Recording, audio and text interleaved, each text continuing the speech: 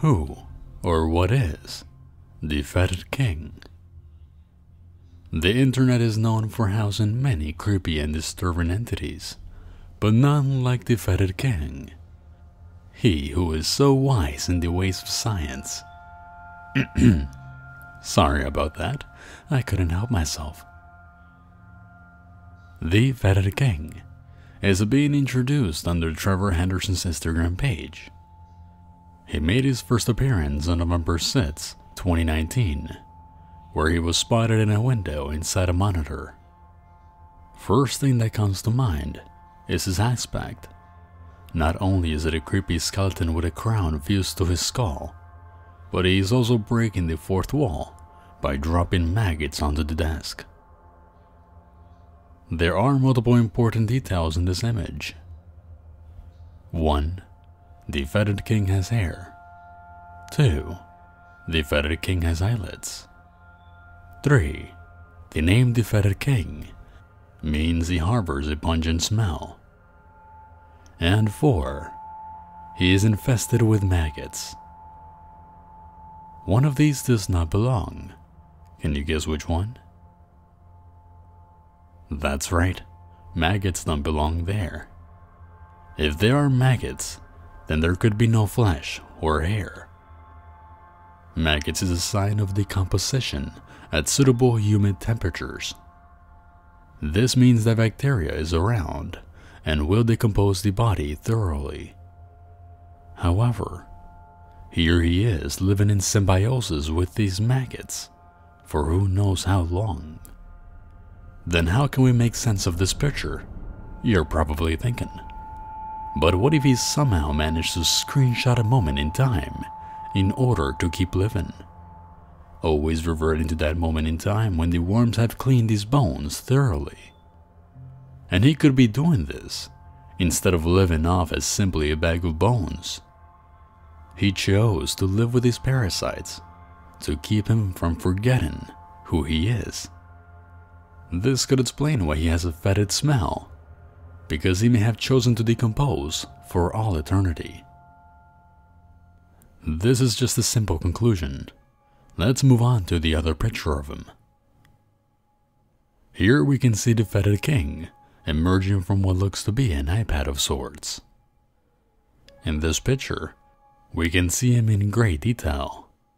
His ribcage consists of 19 ribs, including the 2 that aren't visible, instead of the 24 the average human has.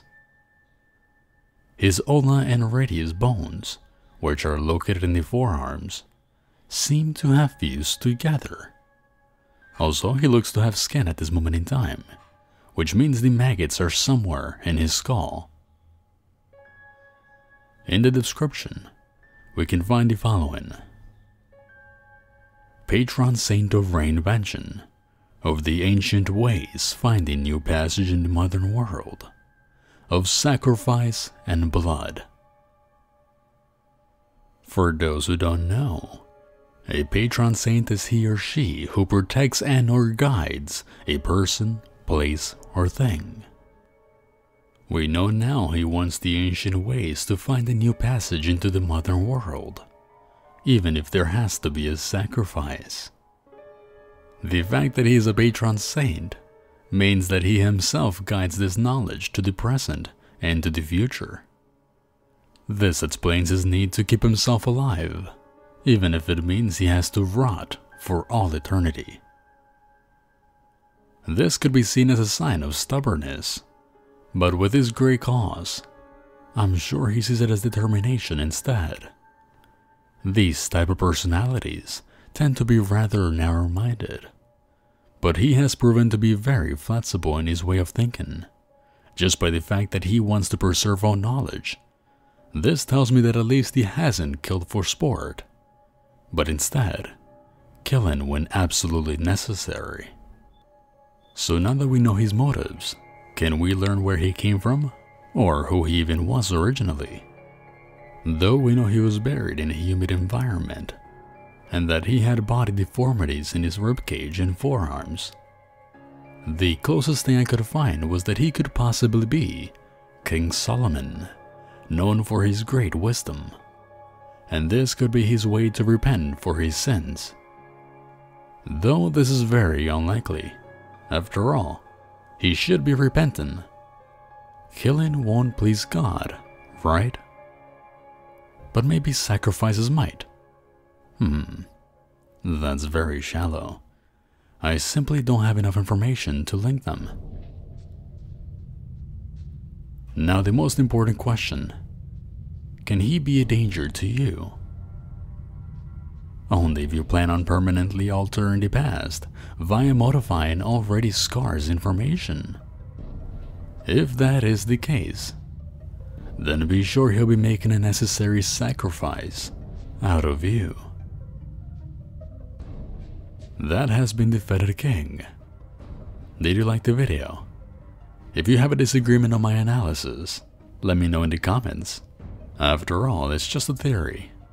I'd love to know your opinion on the matter. Make sure to like and subscribe, and check out Trevor's Instagram page down in the description. Also add mine at Ancient Horror.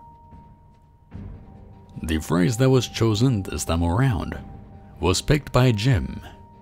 Thanks for participating, Jim. Here it comes. This has been your host, Ancient Horror, telling you all to stay frosty, my friends.